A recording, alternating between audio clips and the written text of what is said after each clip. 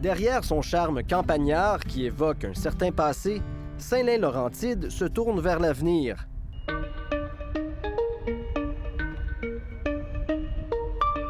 On l'appelle l'AMI. C'est un assistant municipal intelligent. C'est la première ville au Québec à se doter d'un robot conversationnel sur son site Web, une nouvelle façon de répondre aux questions des citoyens.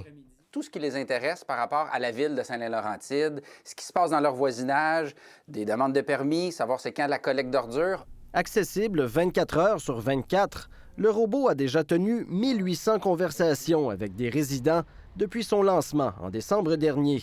Je vais raconter une histoire, comme de quoi que j'ai acheté un spa. Dois-je installer une clôture? Une réponse assez détaillée apparaît quelques secondes plus tard. Hauteur minimale, ouverture sous la clôture, caractéristiques de l'enceinte. L'outil est efficace, selon le maire Mathieu Maisonneuve. Un peu plus qu'une simple bibliothèque où les gens vont aller chercher de l'information, puis ils vont avoir des règlements, puis là, qu'ils vont devoir eux-mêmes défricher l'information.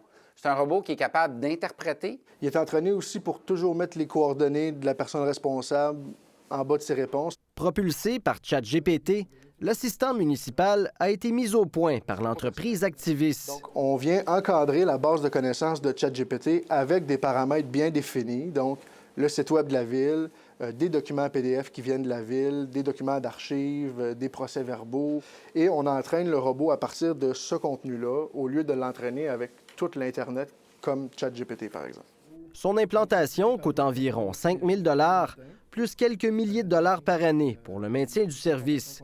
Le jeu en vaut la chandelle, selon ce professeur. J'ai fait des requêtes de type citoyen de Saint-Lin, si on veut, là, compte de taxes, etc. Puis ça a assez bien performé. J'étais agréablement surpris. De poser une question, d'avoir une réponse directe qui est pertinente, c'est assez bien fait. Une façon d'aider les villes à répondre plus rapidement à leurs résidents. En pleine expansion, Saint-Lin-Laurentide reçoit par exemple des milliers d'appels et de courriels chaque année, alors qu'elle ne compte que 2 préposés à l'accueil citoyen. Au lieu d'attendre au téléphone une demi-heure, tu poses une question, puis dans l'espace de 2 secondes, tu as la réponse, comme j'ai pu voir. Si les réponses sont bonnes, je vois aucun inconvénient. Je trouve ça ordinaire. Pourquoi? Parce qu'on enlève le contact humain. Puis moi, j'ai bien de la misère avec ça. J'embarquerai pas dedans. Non, vous n'auriez pas confiance à ça? Non. Qu'il suscite méfiance ou engouement, le petit robot fera son apparition dans d'autres villes. On est en discussion avec une dizaine de municipalités au Québec et on a 2 autres robots qui vont être mis en place dans les prochaines semaines, prochains mois. L'assistant municipal sera déployé prochainement à Brunsburg-Chatham. Contrecœur devrait suivre. À Montréal, la ville étudie cette possibilité dans le cadre d'une analyse plus large sur l'intégration d'outils intelligents.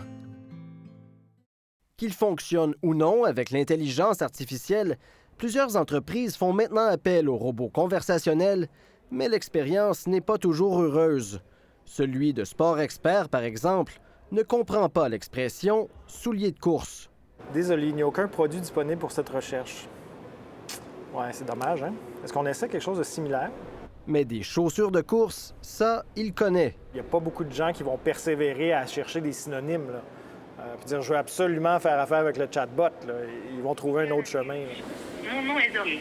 Et il y a aussi les assistants vocaux intelligents, comme Zoé, qui répond au téléphone dans plusieurs cliniques, mais qui fait souvent rager les patients. La pédiatre de mon fils va prendre sa retraite. Est-ce que c'est possible de le mettre sur une liste d'attente pour qu'il ait un autre médecin?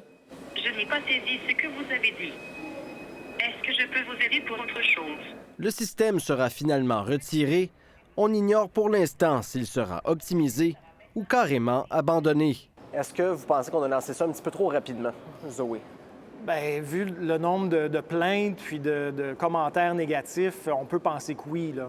Mais la première impression, c'est sûr que si elle est négative, elle va rester longtemps dans l'esprit des gens. Puis c'est ça qui est un peu dommage. Si on a une mauvaise expérience sur un site bancaire avec une interface de type robot conversationnel, on va penser qu'ils sont tous mauvais. C'est peut-être pas le cas. Si on veut convaincre les gens de les adopter, les robots doivent être performants. Le projet de contournement, donc, on voit ici que ça a bloqué. À Saint-Lin-Laurentide, on admet qu'il y a des choses à améliorer. On est en mode perfectionnement, amélioration continue.